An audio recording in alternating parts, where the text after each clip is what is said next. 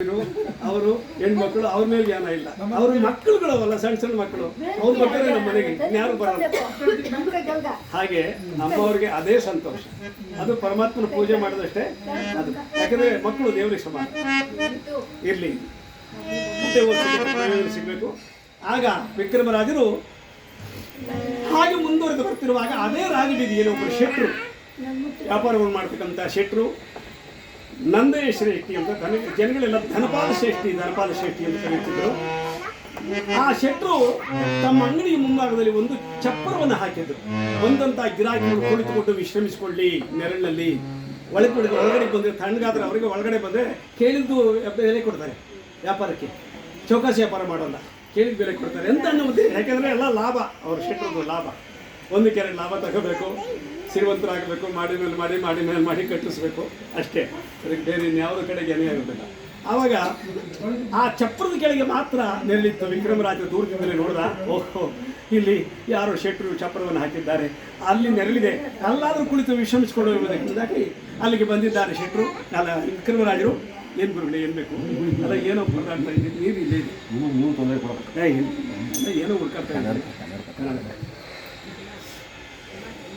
ಇನ್ನೊಂದು 10 ನಿಮಿಷ ಕತೆ ಮಾಡಿಬಿಟ್ಟು ಇಲ್ಲ ಪೂರ್ತಿ ನಿಮ್ದೆ ಅವ್ರಿಗೆ ಪೂರ್ತಿ ನಿಮ್ದೆ ಇವತ್ತು.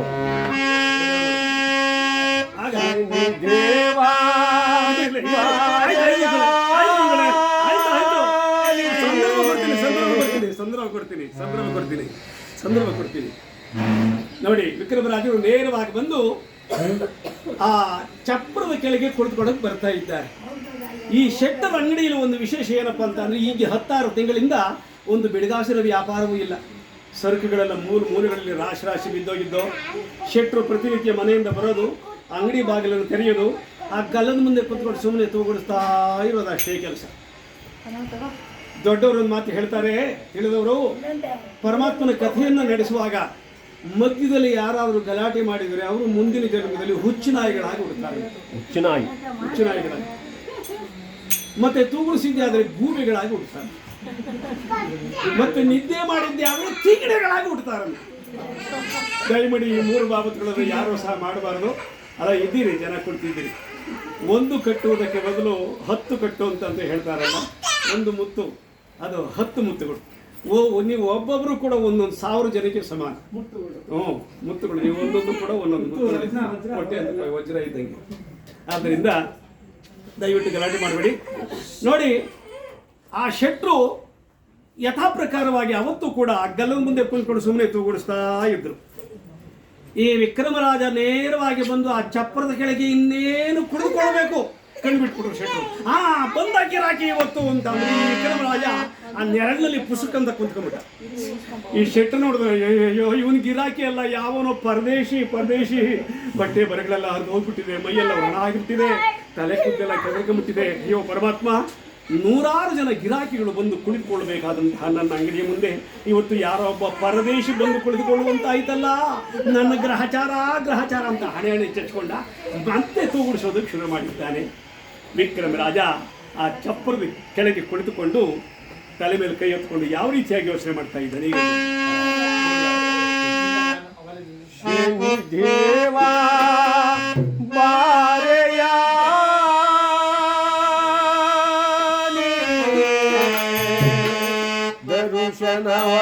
ದರುಶನವಾನಿಯ ಕರುಣಿಸಿ ಬಾರೆ ದರ್ಶನ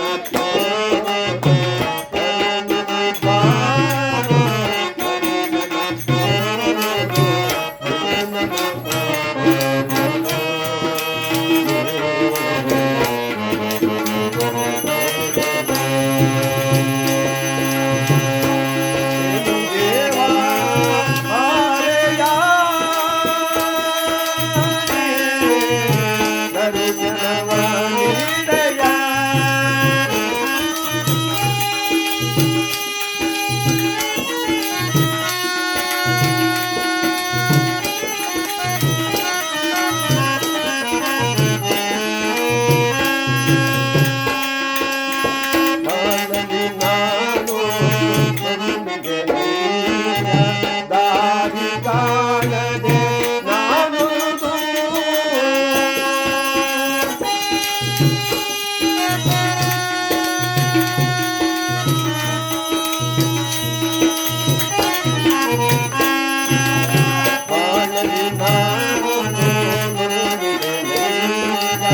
ದಾರಿ ಕಾಣದೆ ನಾನು ಕಾಕವಾದನ ಕಲಿಯುಗ ದೊರೆಯನೆ ಕರುಣೆಯಲಿ ತೋರೆಯ ದೇವ ಕರುಣೆಯಲಿ ತೋರೆಯ ದೇವ ಬಾರೆಯ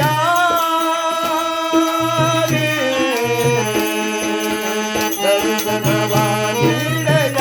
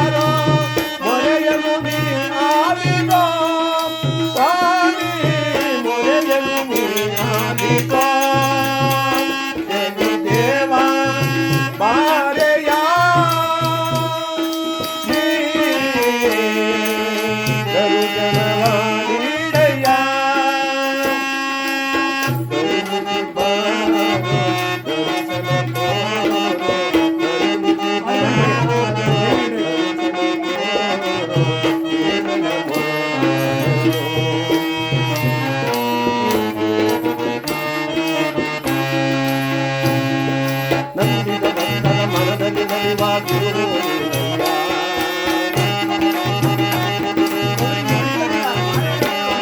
ನಂಬಿದ ಭಕ್ತರ ಮನದಲ್ಲಿ ನಲಿವ ಗುರು ಬೇಡಿದ ವರರ ಭಾಗ್ಯವ ಕೊಡುವ ಪ್ರಭು ನೀನಯ್ಯ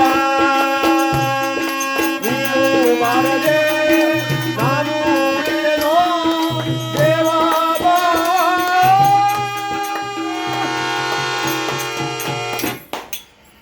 ಶನಿದೇವರ ಪಾದಾರವಿಂದಕ್ಕೆ ಗೋವಿಂದ.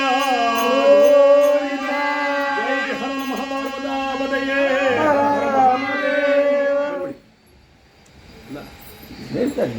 ಚೆನ್ನಾಗಿ ಕೇಳ್ತಾವ ನಿಮ್ಮ ಕಥನೆ. ಆಹಾ, ಅಲ್ಲ ಕೇಳೋದಲ್ಲ ಸರ್, ಚೆನ್ನಾಗಿ ಕೇಳಿದ್ರಾ? ಓಕೆ, ಆಯ್ತು. ನೋಡಿ ವಿಕ್ರಮರಾಜರು ಆ ರೀತಿಯಾಗಿ ದುಃಖವನ್ನು ಮಾಡಿದ ಕುಳಿತಿರುವಾಗ ಪರಮಾತ್ಮನಾಗಿರ್ತಕ್ಕಂತಹ ಶನಿದೇವರು ಗಗನ ಮಾರ್ಗದಲ್ಲಿ ಬಂದು ನಿಂತಿದ್ದಾರೆ. ನೋಡಿ, ಇವಾಗ ಪೂಜೆ ಮಾಡ್ಬೇಕಲ್ಲ. ಶನಿದೇವರು ಬಂದರು ಅಂದ್ರೆ ಅಲ್ಲಿ ಪೂಜೆ ನಡೀತಾರೆ. ಮಹಾಂದ ವಿಕ್ರಮ, ಶೆಟ್ಟರ ಅಂಗಡಿಯ ಮುಂದೆ ಬಂದು ಕುಳಿತಿರುವೆಯ. ನೋಡಿಗೆ ನನ್ನ ಮಾಯಗಿ ರಾಕಿಯ ಸೃಷ್ಟಿಸಿ ಬೇಗ ಅಂಗಡಿ ಒಳಗೆ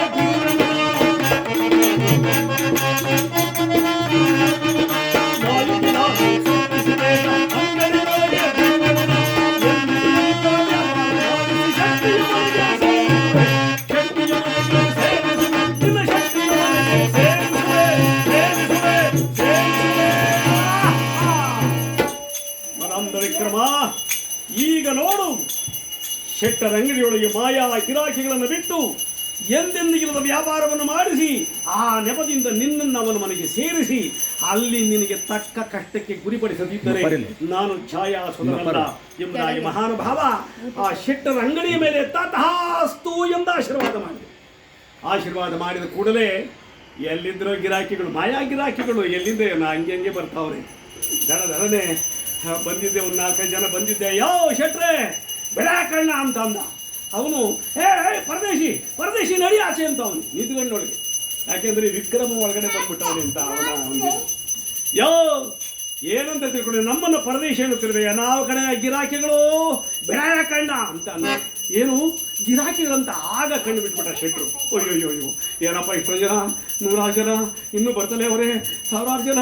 ಅಯ್ಯೋ ಯಾಕಪ್ಪ, ಏನು ಬೇಕಾಗಿತ್ತು, ಬನ್ನಿ ವ್ಯಾಪಾರ ಮಾಡಿ ಎತ್ತಿದ್ದಾನೆ. ಶೆಟ್ರು ಬಂದು ಕೇಳಿದ ಸರಕುಗಳನ್ನೆಲ್ಲ ವ್ಯಾಪಾರ ಮಾಡಿ ಕಳಿಸ್ತಾ ಇದ್ದಾನೆ.